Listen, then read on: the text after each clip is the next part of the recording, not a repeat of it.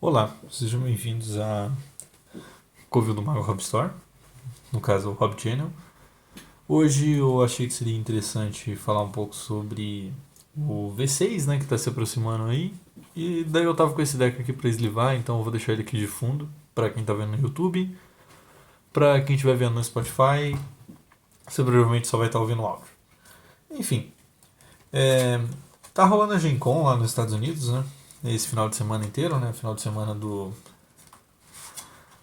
dia 30, dia 31, que é hoje, sexta-feira, e sábado e domingo, né? Que é dia 1 e dia 2.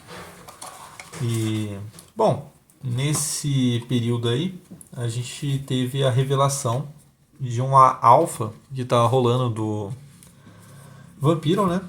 Vampiro à Máscara. Tipo, é um sistema que eu gosto bastante. Quem vê os vídeos no YouTube já viu que tem alguns livros de vampiro no setup. Eu jogo VTS também, que é o card game de vampiro.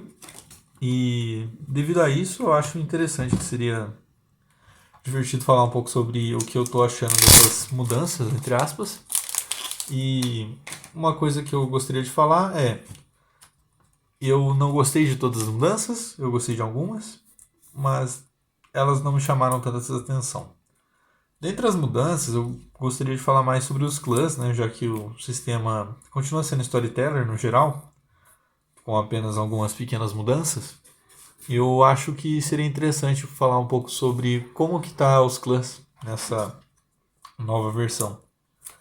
Oficialmente no playtest a gente teve 7 clãs, que se eu não me engano foi La Sombra, Tremer, teve Toreador, Bruhá, Nosferato e Ministério. Mas eu acho que teve Gangrel também.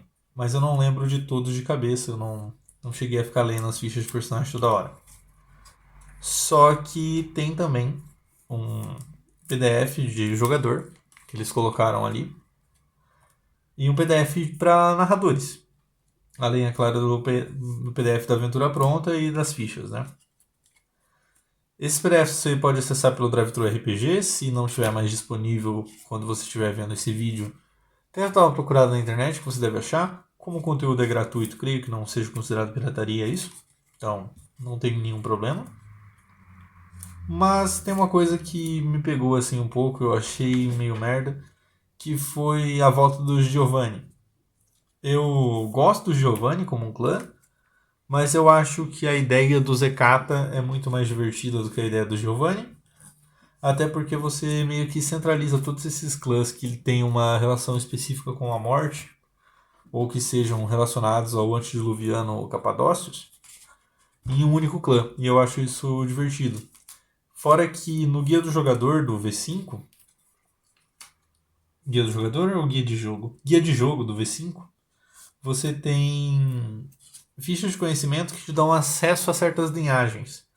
Normalmente elas estão relacionadas ao clã Hekata, e eu achei isso divertido, né? Porque como é um clã que juntou vários clãs que existiam antigamente, esses clãs antigos acabaram se tornando linhagens. Então você pode ter, por exemplo, um vampiro seu que seja de uma linhagem baseada na América Latina ou especificamente na cultura azteca. Eu não lembro o nome desse clã, eu não sou um fã tão assíduo assim de Vampiro à Máscara. Eu comecei a jogar no V5, acompanhei muito da lore pelo canal do Tico Rô Amadeu, né, que era o Segredo de Narrador, até ele parar de fazer. E, bom, dito isso, eu não tenho um grande conhecimento da lore, mas eu sei o básico. E no V5 a gente tinha uma lore que era: os anciões não estão mais aqui porque os anciões foram para o Oriente Médio, para aquela região ali mais da Ásia, entre a Ásia e a Europa, entre a Ásia e a África, porque teve um chamado ali no Oriente Médio que todos os anciões eles tiveram que atender. E daí, devido a isso, você não tem tantos anciões e tá um pouco mais bagunçado, assim. Acaba que o V5 é uma versão um pouco menos X-Men a máscara do que o V3.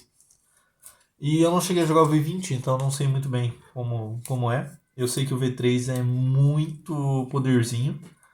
E eu sinto que esse V6 está indo para um retorno ao V3.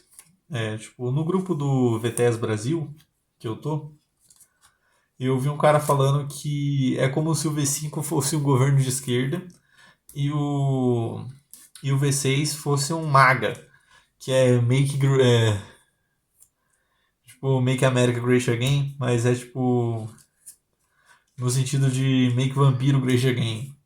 Então, eu não sei se vale muito a pena você querer transicionar de edição só por isso, mas eu entendo quem tem o apelo de querer transicionar de edição, porque eu não posso jogar com o Sabá no V5 pelo livro base, porque o Sabá virou uma seita. Eu particularmente não me importo muito com isso, até porque você pode só chegar e pegar e montar o personagem do Sabá.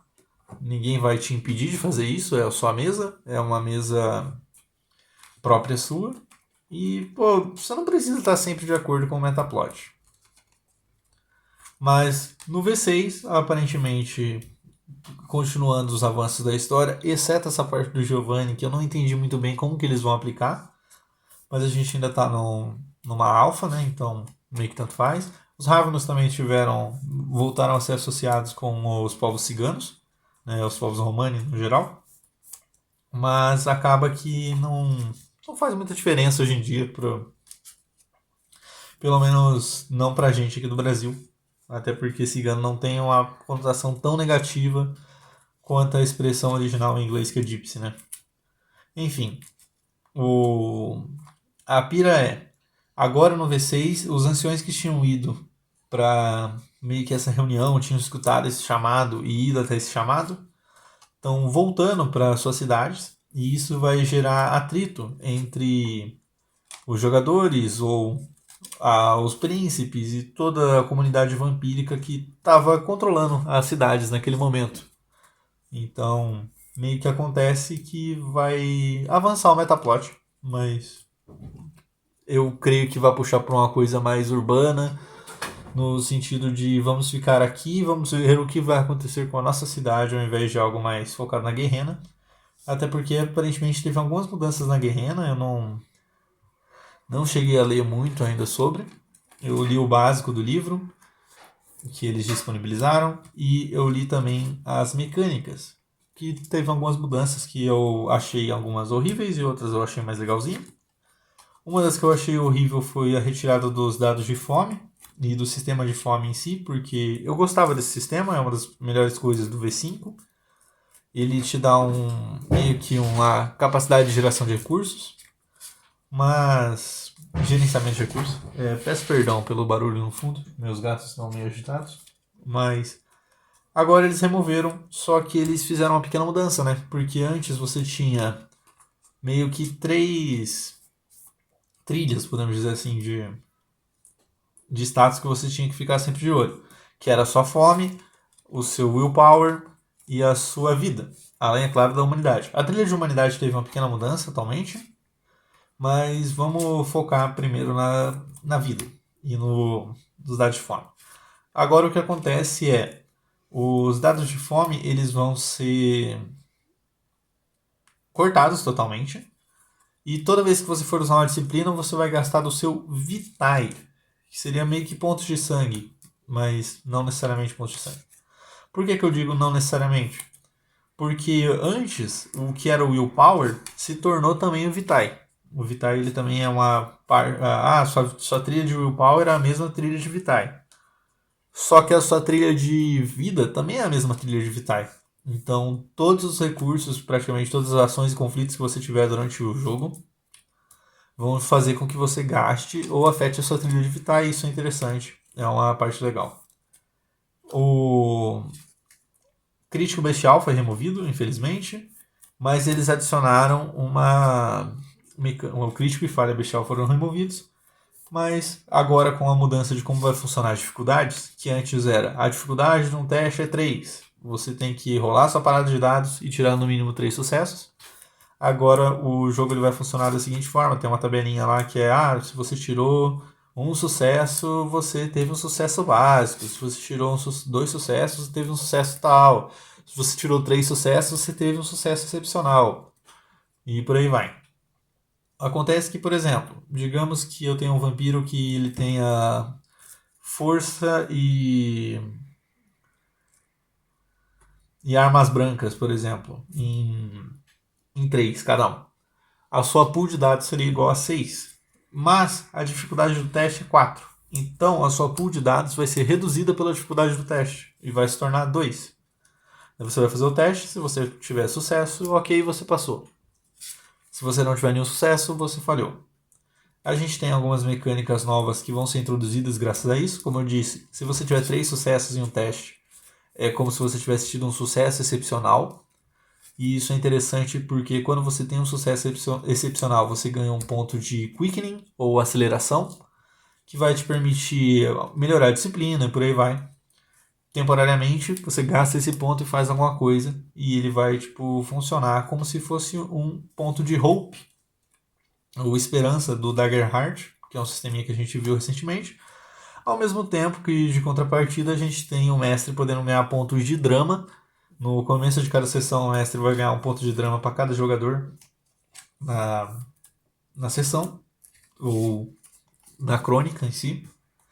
E ele vai poder usar esses pontos de drama para aumentar a dificuldade de testes, para poder colocar mais inimigos, melhorar a força de inimigos, alguns inimigos ficarem mais fortes e por aí vai. Eu não cheguei a jogar ainda esse V6, eu achei interessante a ideia, porém eu não consegui aplicar ainda. Eu vi as fichas, elas estão muito bonitas, eles estão puxando mais para essa arte mais old school, mais focada em quadrinho, como era no Vampiro antigamente, e não mais nessas artes fotorrealistas do V5. Eu gosto muito das artes fotorrealistas do V5, particularmente, mas a estética quadrinho ou estética old school me chama mais atenção. Tanto que o deck que eu estou eslivando aqui, para quem está vendo no YouTube, é o deck de Tremere Antitribo da Black Hand. E eu acho ele extremamente bonito, porque ele é toda nessa arte meio estilo quadrinhos. Essa Farm Master aqui, por exemplo, é extremamente estilo quadrinho. Esse Henrik Schlemp também. Mas não vem ao caso isso no momento. Interessante as mudanças. Eu não sei se vai ser uma edição para a qual eu vou migrar. Eu tendo a evitar migrações de edição. Tanto que o D&D eu ignorei a 5.5 e agora eu estou só na 5e. Exceto por algumas coisas, pequenas mudanças que eu achei interessante de manter. Mas fora isso, o jogo parece estar legal e eu acho que vale a pena você dar uma olhada pelo menos no playtest, apesar de que ele vai ser modificado em breve. E é isso. Muito obrigado a todos que ouviram até aqui. Falou, tchau, fui.